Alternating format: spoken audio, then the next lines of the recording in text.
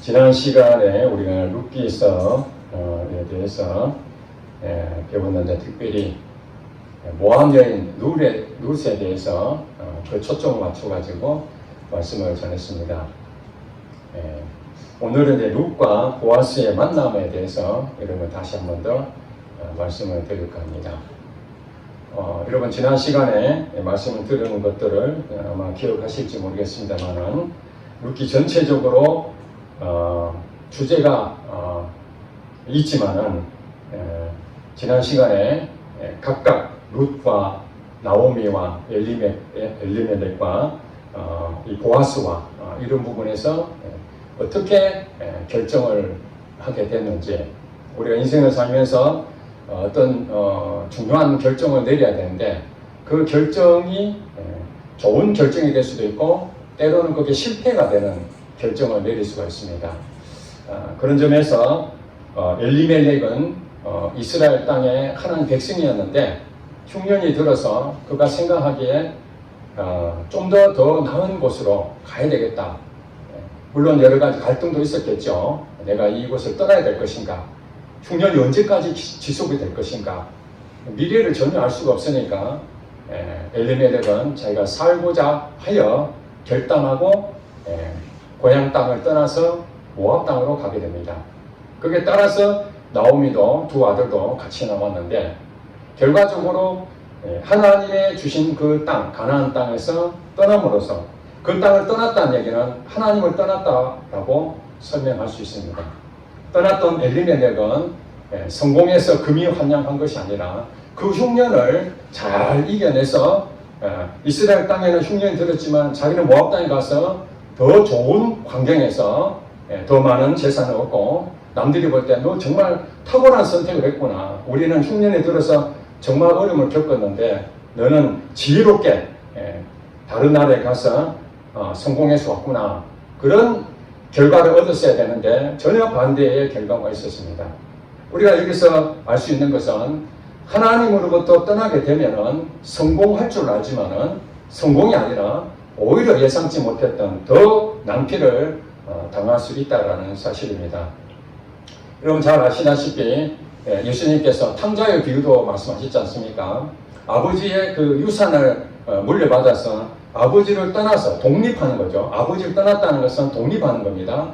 독립해서 이제 나도 이제 스스로 무엇이든지 결정할 수 있는 능력이 있다라고 자신을 믿고 세상에 나가서 성공해서 아버지에게 정말로 이 아들이 아버지가 원하는 길의 이상으로 내가 잘하는 사람이다 인정받고자 그는 떠났지만은 결국에는 모든 것을 다 잃고 세상 사람들보다 더 못한 환경 가운데 결국에는 집으로 돌아가야 되겠다. 이 마음으로 돌아왔을 때에 그는 생각했습니다. 인간의 힘으로 아무것도 할 수 없다. 하나님 아버지를 떠났을 때 자기가 모두 얻을 줄 알았는데 다 실패하고 결국에는 아버지 품으로 돌아가는 길밖에 없다. 여기서 우리가 배워야 할 교훈이 무엇입니까? 엘리멜렉이나 두 번째 아들 탕자나 똑같은 공통점이 뭡니까? 하나님으로부터 떠나게 되면 아무것도 남는 게 없다라는 사실입니다. 우리가 시험을 받고 우리가 잘못된 길로 가는 것은 자기 욕심에 이끌려서 그렇게 된다고 말씀하십니다. 그리고 예수님께서는 나를 떠나서는 너희가 아무것도 할 수 없느니라. 우리가 예수를 믿는다는 것은 예수님 안에서 삶을 사는 것입니다. 성도들은 예수님을 믿음으로 삽니다. 그것이 성도 아닙니까? 예수님을 믿음으로 산다는 것이 무엇입니까? 그냥 입으로 예수님 믿습니다 하고 내 마음대로 산다면은 그 예수님을 진짜 믿는다고 할 수가 없겠죠. 그래서 야고보서를 통해서 볼 때 믿음은 행함을 통해서 증명할 수 있습니다. 우리가 예수님 믿는다면은 그 행함으로 증명해야 되는데 예수님 안에서 결정하고 예수님 안에서 우리가 신앙생활하고 예수님 안에서 우리가 가정생활 해야 되고 직장생활 해야 되고 사회생활도 예수님 안에서 해야 될 줄로 믿습니다. 그렇습니다. 공급자가 누구십니까? 하나님이십니다. 비록 이스라엘 땅에 가나안 땅에 흉년이 들었다 할지라도 하나님 그걸 모르시겠습니까? 하나님의 백성인 이스라엘 백성 가운데에 흉년이 들었다는 얘기는 이스라엘 백성들이 고통을 당하지만 하나님도 얼마나 안타깝겠습니까? 그러니 그것을 이스라엘 백성들이 믿는다면 그래 하나님이 이 모든 걸 다 알고 계셔. 마찬가지로 우리도 우리 인생 가운데에 하고자 하는 부분이 잘 안 되고 낙심이 되고 실망스럽고 잘 안 풀리고 하나님 모르시겠습니까? 다 아십니다. 그러나 하나님이 그것을 주신 여러 가지 목적이 있다는 거예요. 내가 잘못해서 징계를 하시는 경우도 있고 비록 내가 하나님 앞에 말씀을 쓰려고 하는데도 불구하고 인간의 연약해서 잘못된 생각을 할 수 있는 것이고 정말 순종함에 가는데도 때로는 그 흉년이 든다는 것은 무엇입니까? 나를 온전히 하나님만 바라보게끔 하나님의 믿음으로 사는 실제를 경험하게 하기 위해서 욥처럼 그렇게 할 수도 있다는 것입니다. 그러니까 우리에게 흉년이 아예 없으면 좋겠지만 이스라엘 땅에도 흉년이 든 것처럼 우리 인생 가운데 흉년이 있다 없다? 있다는 것입니다. 그 흉년이 좀 길게 나타날 수도 있고 짧게 나타날 수도 있고 그거는 하나님께서 그 사람의 믿음의 분량대로 하나님 허락하시는 것입니다. 그러나 우리에게 중요한 것 한 가지 무엇입니까? 하나님을 따라서는 아무것도 할 수 없다. 우리에게 흉년이 아무리 오랫동안 한다 할지라도 하나님을 떠나서 생각하는 것은 오늘 성경 말씀처럼 다 잃어버리고 아무것도 남는 것 없이 그 다음에 하나님 앞에 돌아오게 됩니다.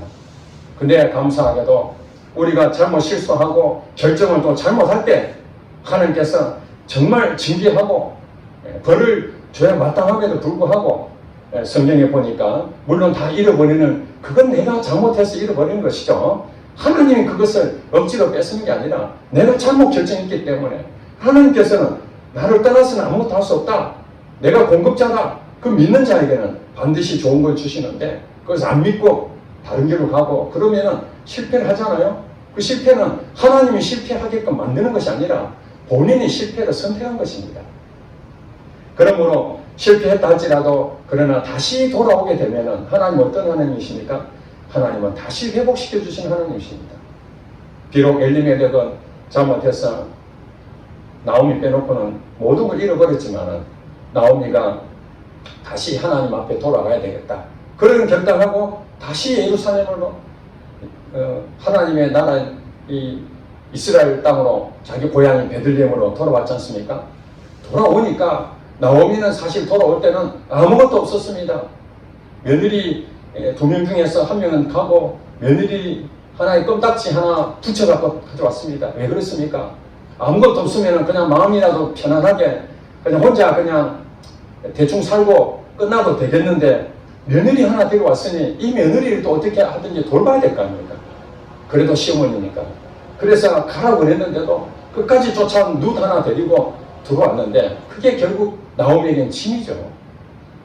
그럼에도 불구하고 우리가 룻기 전체를 볼 때에 나오미에게는 아무 희망도 없고 소망도 없고 남편도 잃어버리고 아들 둘이도 잃어버리고 짐만 되는 룻 하나 데리고 왔는데 결국엔 나중에 보아스를 만나서 아들을 낳았는데 그게 손자 아닙니까? 나오미가 그 손자를 안고 얼마나 기뻐하는지 하나님께 찬양하는 것입니다. 내 같은 아무것도 없는 하찮은 사람인데 하나님께서 이 노년에 이 아이를 내게 안게 해주셨으니 얼마나 감사한가. 이것이 그렇습니다. 우리가 때로는 실수하고 잘못 결정하고 죄를 짓는다 할지라도 계속 가보는 것이 아니라 그래 끝까지 가보자. 내가 이기나 하나님 이기나 그렇게 고집할 것이 아니라 하나님 앞에 빠른 시간에 돌아오면은 하나님은 다시 지나간 것들을 과거로 묻지 아니하시고 다시 우리 인생을 회복시켜 주시는 하나님이심을 믿으시기 바랍니다. 예. 그 다음에 오늘 말씀 가운데에 이 보아스라는 사람을 우리가 알 수 있습니다. 보아스. 오늘 2장 전체를 읽었죠. 2장 1절에 보니까 보아스는 누군지 설명이 되어 있습니다. 나오미의 남편 엘리멜렉의 친족으로 유력한 자가 있으니 그의 이름은 보아스더라. 이렇게 나와 있습니다. 유력한 자, 유력이라는 뜻을 다른 그 주석에 보니까 부호, 부자다. 그렇게 성경은 말하고 있습니다. 이 보아스는 땅이 많이 있었던 것 같습니다. 땅도 많고 하인들도 굉장히 많이 있었다고 보여집니다. 여러분 아시다시피 이 보아스는 지난 시간에 말씀드렸지만 그 엄마가 누구라고요? 라합. 라합의 직업이 뭐였죠? 기생입니다. 기생, 창기, 몸을 파는 여자였습니다. 그리고 라합도 이스라엘 백성이 아니었습니다. 이방 사람이었습니다. 그랬는데 이 라합은 이스라엘 사람도 아니었는데 이스라엘의 그 하나님에 대한 소문을 들었습니다. 그 하나님은 전쟁에 승리하시는 하나님이시고 이스라엘 약해져 있는 이스라엘 그 백성들을 부강한 이스라엘 민족으로 만드신 분이 바로 진짜 신이라는 것을 라합은 알게 됐습니다. 그걸 들었습니다. 그래서 하나님에 대한 그 마음은 있었는데 우연히 자기 집으로 정탐꾼 두 사람이 들어오면서 그 중에 한 사람이었던 이 살몬이라는 사람과 나중에 결혼을 하게 됐죠. 그 살몬의 아들이 보았습니다. 라합 사이에서 나온 아들이 보았었습니다. 아마도 살몬이 경제적으로 여유가 있었다고 보여집니다. 그러니까 보아스도 아버지의 유산을 받았다고 보이지 않겠습니까? 그 당시에 무슨 대단한 뭐 사업하고 요즘처럼 자수성가하고 그런 시대가 아니잖아요. 자자손손 가난은 대를 이어받고 그런 좀 부자는 부자의 대를 이어받은 것처럼 아무래도 이 보아스는 가족 전체적으로 재산이 좀 넉넉한 편에 속해 있었다 보여집니다. 자, 그랬는데 이제 보아스라는 사람을 설명하면서 성경은 루스하고 보아스의 만남을 아주 재미있게 조명을 하고 있습니다. 그것이 2장에 나와 있잖아요. 지난 시간 말씀드린 것처럼 모압 여인이었던 룻이 이제 고향 땅을 떠나서 이스라엘 땅을 왔는데 그 시어머니의 고향이잖아요. 그 시어머니의 고향에 왔는데 이제 나이도 들고 젊은 내가 그래도 시어머니를 잘 모셔야 되지 않겠나 이렇게 생각을 했던 거예요. 사실은 시어머니인 이 나오미가 이 며느리를 어떻게 내가 보호해 줘야 될 것인가. 자기 땅을 버리고 이 땅에 왔으니까 아무것도 모르니 내가 어떻게든지 이 땅에 잘 적응할 수 있도록 도와줘야 되겠다. 이렇게 나오미는 생각했는데 이 며느리도 똑같이 생각했습니다. 내가 시어머니를 봉양해야 되겠다 생각하고 밭에 나가서 내가 이삭을 좀 줍고 요즘 말하면 알바를 하는 거죠. 알바를 해서라도 생활을 보탬이 되겠습니다. 그렇게 하고 나오미한테 얘기하니까 그렇게 해라라고 허락을 받고 갔던 곳이 3절입니다. 3절 다 같이 볼게요. 3절 2장 3절에 보니까 룻이 가서 베는 자를 따라 밭에서 이삭을 줍는데 우연히 엘리멜렉의 친족 보아스에게 속한 밭에 이르렀더라. 자, 베들레헴 땅에 이 곡식을 베는 밭에서 이삭을 줍는 그런 것이 이 보아스만 있었을까요? 많이 있었을 겁니다. 아마 그런 부분이 많은데 마침 이때 우연히 엘리멜렉의 친족이었던 보아스에게 속한 밭에 이르렀더라. 이 부분을 여러분 주목하시기 바랍니다. 성경이 그냥 엘리멜렉 친족 보아스에게 나오미가 거기에 가봐라 우리 친족이니까 그러면 내가 부탁을 할 테니까 요즘 말로는 아빠 찬스 엄마 찬스처럼 지인을 통해서 특혜를 받는 것처럼 이렇게 룻이 간 것이 아니라 나오미는 사람들에게 부탁한 것도 아니고 룻이 그냥 선택해서 간 것입니다. 알바를 하기 위해서 갔는데 우연히 보아스 밭에 가게 됐다는 것입니다. 이것이 굉장히 중요한 한 부분입니다. 이것은 룻의 계획에도 없는 거예요. 그냥 일성에서 생각나는 대로 아무 데나 간 거예요. 우리가 말하는 그냥 아무 데나 그냥 간 거예요. 갔는데 그것이 보아스의 밭이었다는 것입니다. 이것이 그 룻에게 운명적인 만남으로 바뀌어집니다. 여러분들이 어떤 배우자를 만나고 어떤 직장에 다니고 어떤 부모님을 만나고 어떤 친구를 만나고 이런 다양한 걸 통해서 여러분 인생이 바뀔 수가 있습니다. 아멘입니까? 제가 얼마 전에 책을 읽었는데 공군 사관학교 나와가지고 2007년도에 공군 참모총장 하셨던 분이 계시는데 그분이 교회 장로님이셨어요. 여러분 공군 참모총장이면은 우리나라 공군 전체의 제일 높은 사람입니다. 별이 몇 개? 별이 4개. 공군 참모총장.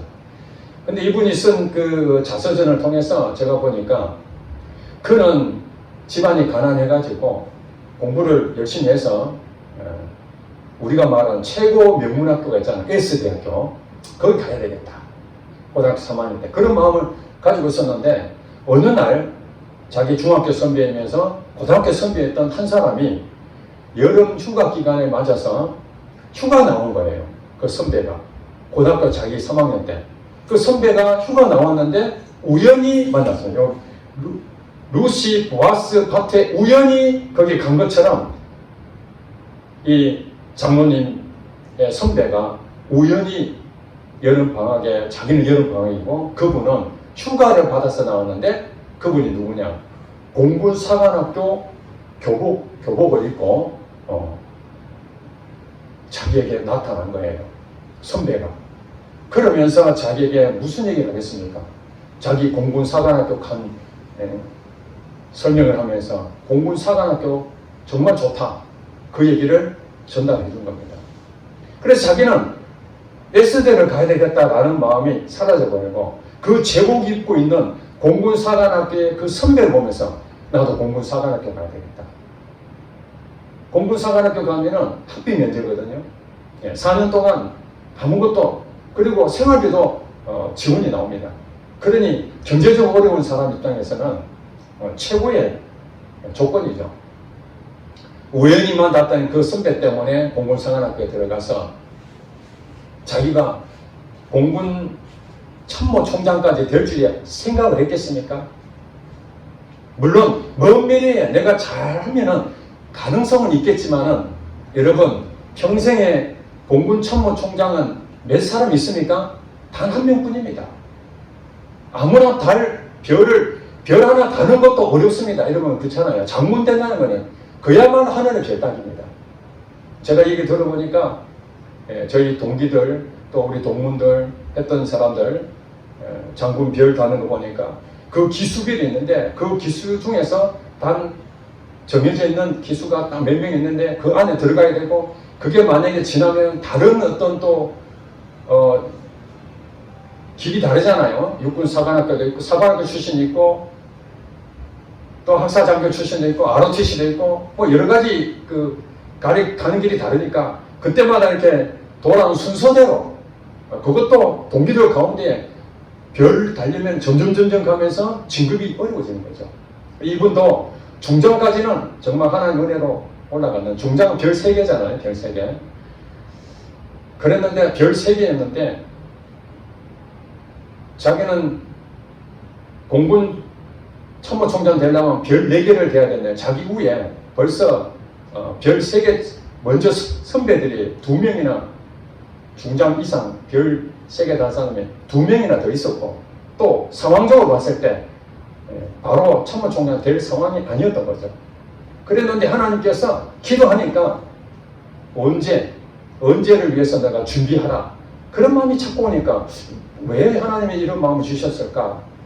그런 마음을 그때는 몰랐는데 이분이 신실한 믿음의 사람이니까 기도하면 하나님께서 언제 제가 말씀 못 드린 그 때가 있다. 그 때를 위해서 준비하라. 뭔지도 몰랐는데 어느 날 갑자기 하늘을 날던 전투기가 추락하게 된 거예요.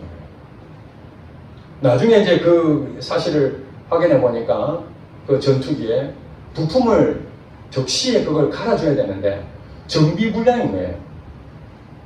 정비불량은 인간적인 실수를 한 것이죠. 그걸 인해 가지고 언론에 대서특필돼서 공군 정말 잘못됐다 하면서 온갖 언론들이 여기에 대해서 좋지 않은 기사를 써내면서 공군의 이미지가 완전히 추락이 된 거예요. 그러다 보니까 누군가 책임을 져야 되잖아요. 어떤 사건이 생기면 책임을 누가 져야 됩니까? 공군 참모총장이 책임을 져야 됩니다. 그래서 이분이 물러날 때가 아닌데 전투기가 추락하는 그 사건에 대해서 얼마 안 있어서 공군 참모총장을 사임하게 됩니다. 사임하게 되면은 그 다음에 순서대로 이렇게 먼저 진급이 된 사람들 이렇게 순서대로 가야 되는데 하나님께서 이 사람을 들어서 공군 참모총장이 되게 만드셨어요. 그러니까 자기는 공군 참모총장 될 상황도 아닌데 전투기가 추락하는 그 사건을 내가지고 원래 있었던 참모총장 옷을 벗어버리고 옷을 벗은 바람에 자기가 그 자리를 대신하게 되면서 최고 자리를 얻게 됐다는 거예요. 그러면서 자기가 지나온 시간들을 쭉 살펴보니까 하나님의 섭리였다. 내가 공군에 사관학교에 오는 것도 그 선배 한 사람을 만남을 통해서 내가 사관학교 오게 됐고 내가 참모총장이 되려고 꿈을 꿔보지도 못했는데 내가 현실적으로 지금 참모총장이 되었다는 건 이 상상도 못하는 일이구나. 그것을 고백한 것을 제가 보면서 오늘 룻과 이 보아스의 관계를 제가 접목하게 됐습니다. 우연히 엘리멜렉이 친족 보아스에게 속한 밭에 룻이 거기 가서 일하게 되었는데 그 다음 4절 한번 볼까요? 4절에 이렇게 말합니다. 마침 보아스가 베들레헴에서부터 와서 베는 자들에게 이르되 여호와께서 너희와 함께 하시기 원하노니 그들이 대답하되 여호와께서 당신에게 복 주시기 원하나이다 하니라. 룻이 보아스의 밭에 와서 일하게 됐는데 그때 마침 보아스가 출타 중이었다가 그 시간에 딱 맞춰서 온 거예요. 왜 왔겠습니까? 룻과 보아스의 만남을 우연처럼 마침 이렇게 성경은 표현하고 있지만은 여러분 그 뒤에 다 읽어보셔서 알겠지만은 이 사건이 결국 룻과 보아스의 만남이 노사연의 만남처럼 우리의 만남은 우연이 아니다. 아시죠? 다 모르신 것처럼 보네. 예. 우리의 만남은 우연이 아니다. 마찬가지로 룻과 보아스의 우연처럼 또 마침 이것이 그냥 하나의 러브스토리처럼 그렇게 보일지 모르지만 하나님은 이 룻과 보아스의 만남을 통해서 하나님의 일을 이루어 가신다는 사실을 우리가 잘 봐야 된다는 것입니다. 그런데 이 보아스는 룻을 만남으로써 그에게 어떻게 행동했느냐도 굉장히 중요하잖아요. 자, 룻과 보아스가 만났는데 물론 만날 수 있죠. 우연히 만날 수 있지 않습니까? 그런데 보아스가 룻을 그냥 아무렇지도 않고 그냥 또 다른 한 소녀로 그렇게 여길 수도 있지 않습니까? 그랬는데 이 보아스는 룻에 대해서 다른 태도를 보이고 있습니다. 자, 8절에 보니까 보아스가 룻에게 이르되 내 딸아 들으라. 이삭을 주우러 다른 밭으로 가지 말며 여기서 떠나지 말고 나의 소녀들과 함께 있으라. 그들이 베는 밭을 보고 그들을 따르라. 내가 그 소년들에게 명령하여 너를 건드리지 말라 하였느니라. 목이 마르거든 그릇에 가서 소년들이 기르온 것을 마실지니라 하는지라. 이렇게 보아스가 룻에게 조언을 해주는데 다른 데 가지 말고 여기서 계속 알바를 하라.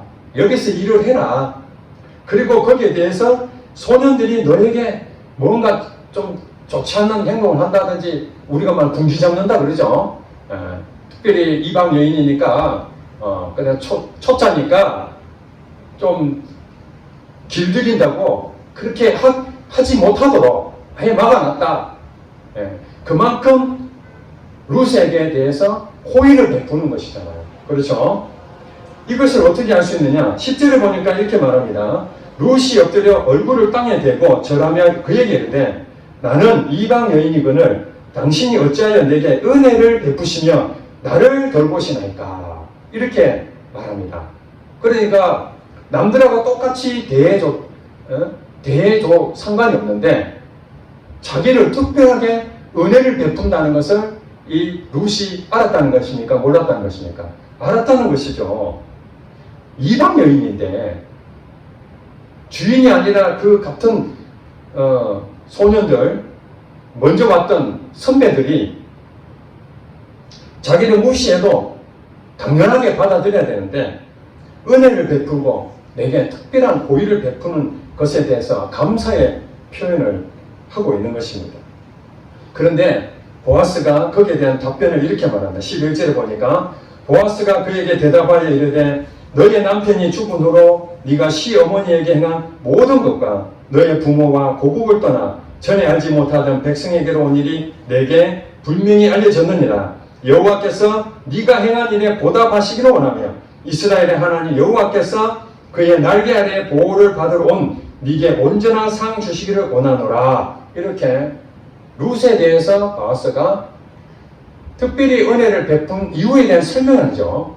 그것은 자기 친족이었던 엘리멜렉의 가족이 다 어려움을 당하고 이방 여인이었던 이 룻이 나오미를 통해서 이 땅에 왔다는 것을 알게 됐던 거예요. 그러니 얼마나 불쌍합니까? 그죠? 이 상황을 알고 보는데 너무 불쌍한 거예요. 그리고 시어머니를 복양하기 위해서 일하러 나온 것, 온갖 수모를 감수하고 일하러 나온 것도 알았다. 내가 너의 마음을 내가 다 안다. 그러면서 너의 이 모든 행동하는 것을 하나님이 아시고 복을 주시기를 내가 원한다. 그러면서 이 보아스도 실제로 그렇게 하나님의 은혜로 그를 돌봐주고 있다는 것을 우리가 알 수 있습니다. 자, 그런데 여러분, 이 보아스는 은혜를 베푼 사람이라는 것을 알 수가 있죠. 예수를 믿는다는 게 무엇입니까? 우리가 은혜를 받은 사람이니까 우리도 다른 사람들에게 은혜를 베풀어야 마땅하잖아요. 그런데 여러분, 이 보아스의 어머니 아버지가 누구라고 그랬죠? 살몬과 라합이라고 그랬죠. 그러면은 그 부모를 통해서 교육을 받았지 않겠습니까? 성경에 나와 있지 않지만은 충분히 추정할 수 있는 부분이 무엇입니까? 어머니였던 라합이 이스라엘 백성이 아니었잖아요. 이방인이었잖아요. 이방인. 여리고성에 있는 이방인이었어요. 모압에 있던 룻도 이방인 아닙니까? 그러면 어떤 마음이 들겠습니까? 우리 어머니를 생각할 수 있는 것이죠. 아, 이 룻을 보니까 우리 어머니도 이방인이었어요. 근데 더 기가 막힌 것은 우리 어머니의 직업이 뭐였다고요? 몸을 파는 여자였어요.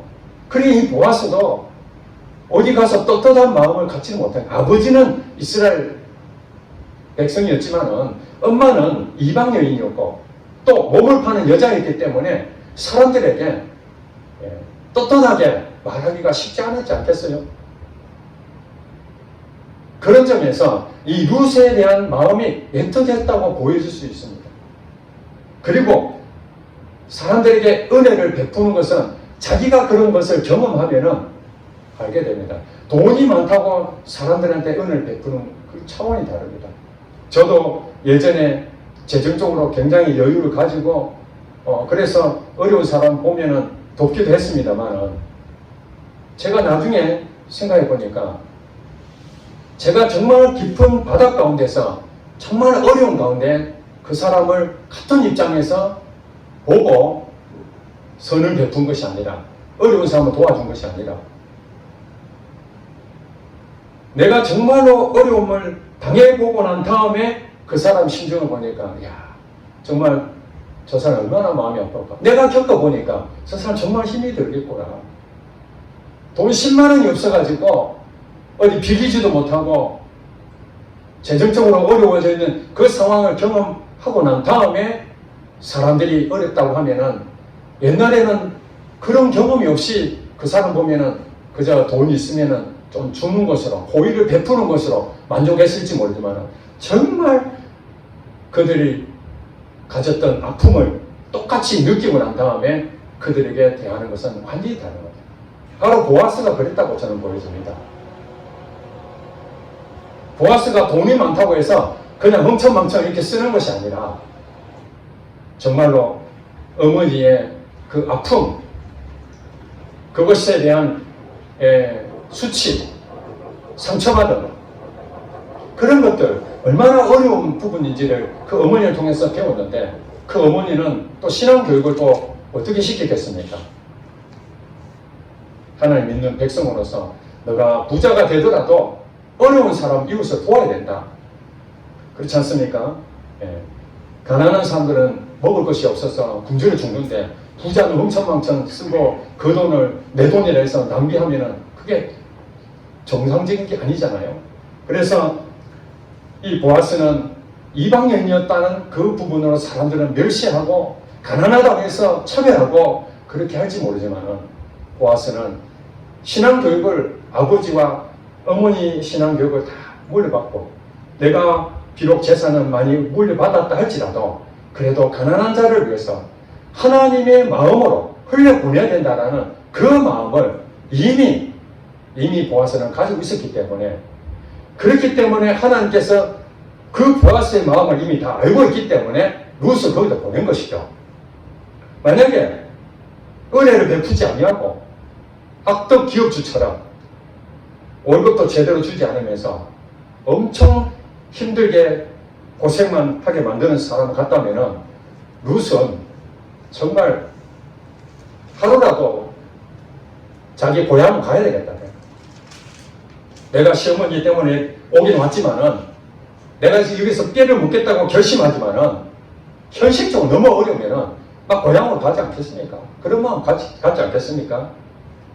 그래서 하나님께서는요 정말 악하고 사람하고 휴백하는 사람 통해서 그 사람에게 은혜를 베푸고 공급하는 게 아니고요.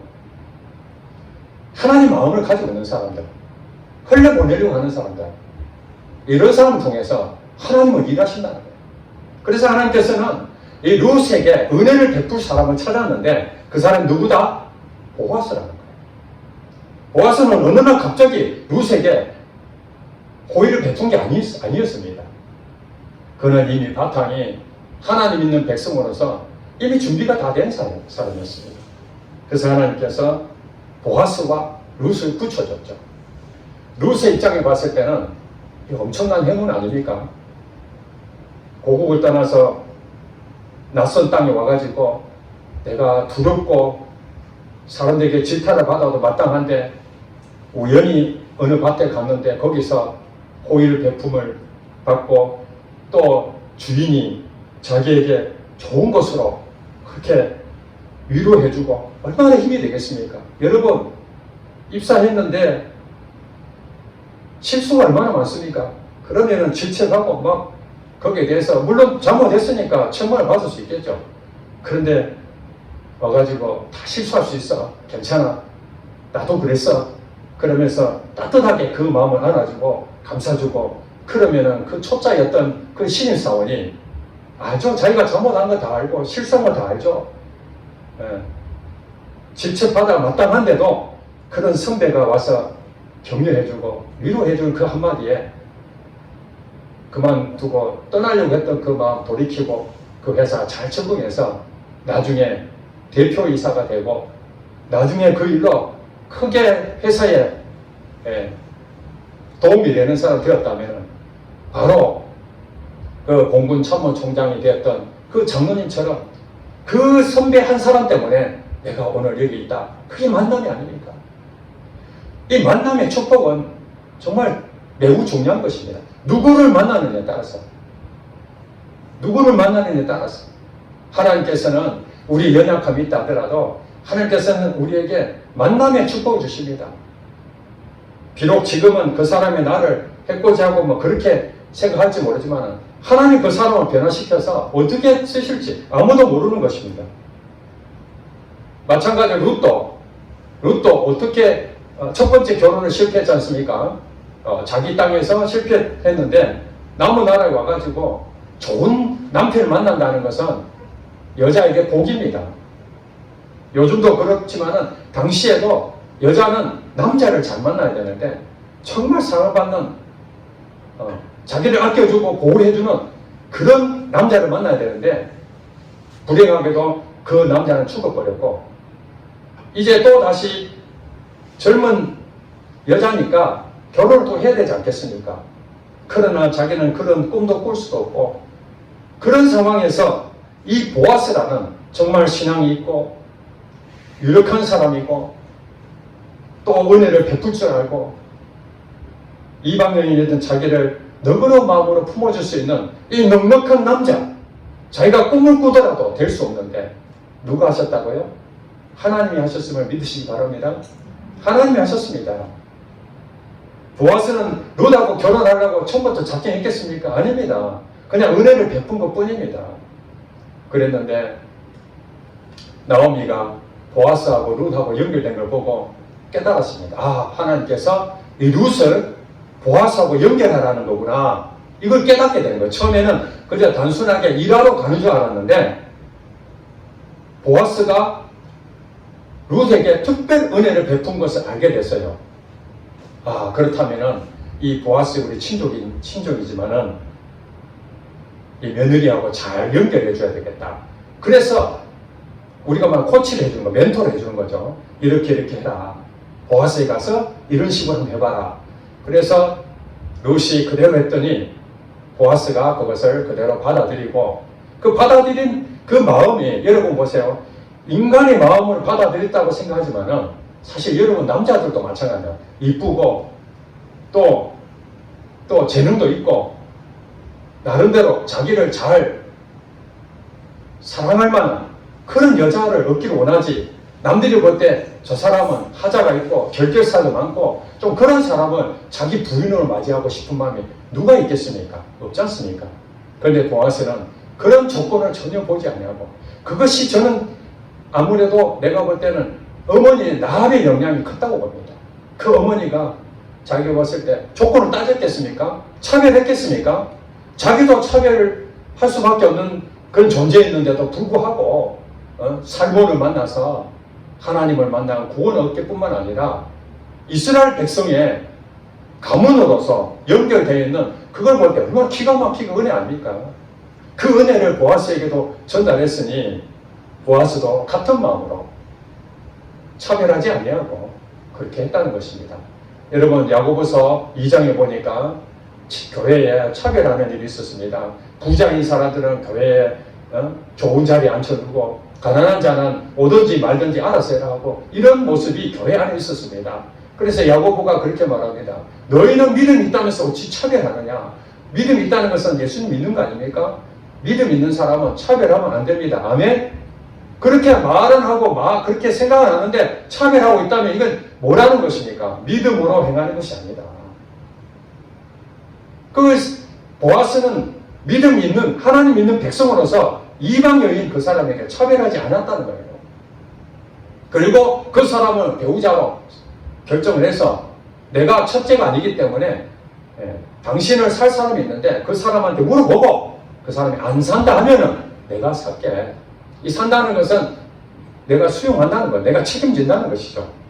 그렇게 해서 자기가 수단과 방법을 가리지 않고 하는 것이 아니라 모든 법적인 준수를 다 끝내고 그 다음에 하나님의 은혜 가운데에 룻과 결혼하게 돼서 낳은 아들이 오벳이라는 아들을 낳게 되고 그 다음에 보아스는 여러분 지금 오늘 룻기시를 통해서 보아스를 알잖아요. 그죠? 보아스가 그 다음에 어떻게 살았는지는 우리 모릅니다. 단지 룻과 보아스가 만났던 이 장면을 통해서 그 다음에 오벳은 이새를 낳고 이새는 다윗을 낳았다. 이것이 룻기 마지막에 나온 내용입니다. 결국에는 이 보아스와 룻은 두 사람이 그냥 연애해서 우연히 만나가지고 사랑하고 이렇게 해서 결혼하게 됐다라고 끝나는 것이 아니라 이것이 바로 다윗왕을 낳는 족보에 들어가게 됐고 이 다윗을 통해서 예수 그리스도가 이 땅에 오셨다는 사실입니다. 이것이 계보 아닙니까? 족보. 즉 말해서 우리가 예수님 안에 오는 것. 예수님의 족보로 들어가는 사람은 라합도 들어갔고 룻도 들어갔고 여러분 아시다시피 바세바도 들어갔고 그 다음에 우리도 들어갔다는 사실입니다. 즉 말해서 이 성경에서 우리가 다시 봐야 될 것은 이 보아스는 바로 예수님의 그림자라고 할 수가 있습니다. 예수님의 그림자. 반대로 룻은 우리 자신입니다. 그러니까 보아스는 신랑이고 룻은 신부지 않습니까? 그러니까 보아스는 은혜를 베푼 사람의 입장이고 룻은 은혜를 받는 사람의 입장입니다. 거기에 대해서 13절에 볼게요. 13절. 자, 룻이 보아스에게 고백하는 것입니다. 룻이 이르되 내 주여 내가 당신께 은혜 있기를 원하나이다. 나는 당신의 하늘 중에 하나와도 같지 못하오는 당신이 이 하늘을 위로하시고 마음을 기쁘게 하시는 말씀을 하셨나이다. 이렇게 룻이 보아스에게 고백했습니다. 내 주여 내가 당신께 은혜 있기를 원하나이다. 은혜를 베풀었는데 이제 은혜 있기를 원한다. 이것이 바로 우리는 이방 사람으로서 사실은 이방신을 섬기다가 이스라엘 백성 되지도 못하고 영원히 다 죽었어야 될 그런 사람들인데 이 신부가 신랑을 잘 만나야 되는데 보아스라는 신랑을 만나서 은혜를 입으니까 어떻게 됐습니까? 이스라엘 백성이 되어버렸잖아요. 요즘 우리는 영적 이스라엘인 줄 믿으시기 바랍니다. 우리는 육적인 이스라엘은 아닙니다. 이방 사람이었습니다. 그러나 예수님이 오시고 난 다음에 바뀌어졌습니다. 육적인 이스라엘이 하나님 백성이 되는 것이 아니라 이제 영적인 이스라엘이 아브라함의 후손이 된다라고 말씀했습니다. 아브라함의 후손도 와야 그게 하나님의 기업을 이어받고 하나님의 백성이 되는 것이거든요. 구약에는 육적 이스라엘이 하나님 백성이었지만 신약에는 영적인 이스라엘이 하나님 백성이 되는 것입니다. 그러므로 우리는 룻의 입장에 생각했을 때 우리 신부입니다. 예수님이 신랑이십니다. 예수님이 우리를 그냥 우연히 이렇게 된 것 같습니까? 아니잖아요. 예수님이 십자가에 달려 돌아가셔서 우리가 죽어야 될 것을 대신 죽고 값비싼 대가를 치르고 우리를 어떻게 했던 거예요? 사신 것이죠. 보아스가 기업 모를 자로서 첫 번째가 안 한다니까 내가 책임져야 돼서 자기가 돈을 주고 그 밭을 사고 그 다음에 룻도 사고 거기 있는 모든 소유물을 다 샀습니다. 샀다는 것은 내 것이 된 것이에요. 룻도 보아스 것이 된 것처럼 예수님이 우리를 위해서 나를 위해서 대가를 치르고 나를 사버린 거예요. 아멘? 보아스가 룻을 산 것처럼 예수님이 나를 산 거예요.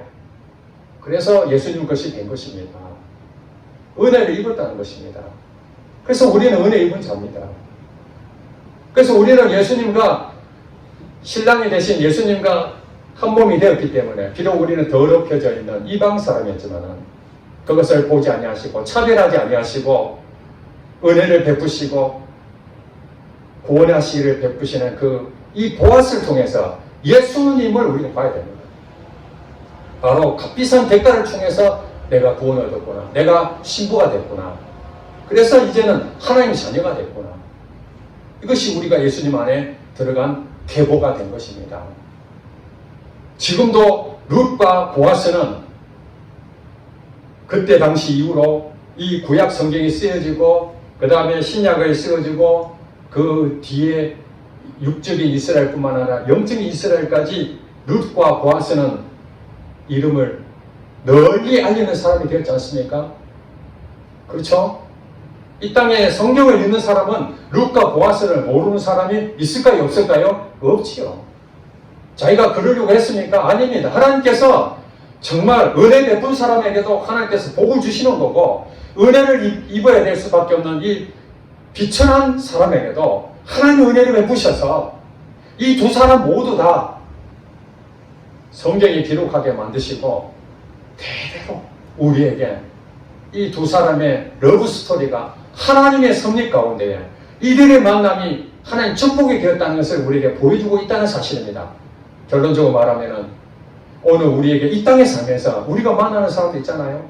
그 사람이 바로 하나님께서 우리에게 복을 주시는 것이고 그 사람은 하찮은 사람으로 생각할 것이 아니라 차별하지 아니하고 은혜를 베풀어서 여러분 복이 될 것이고 또 여러분에게 은혜를 베푼 사람 통해서 여러분도 은혜를 입음으로 복이 될 것이고 제일 중요한 거 예수님이 은혜를 베푸셔서 우리는 은혜 입은 자로서 한 몸이 되고 예수 안에서 누리는 이 복이야말로 룻과 보아스에 누리는 복, 그걸 오늘 우리에게도 주셨다는 이 사실, 이것을 믿음으로 고백할 때에 우리는 어떻게 살아야 될 것인가?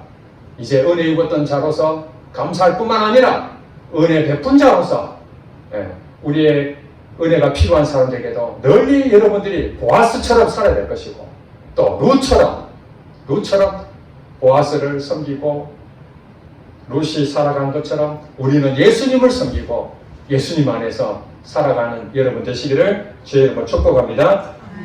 기도하겠습니다.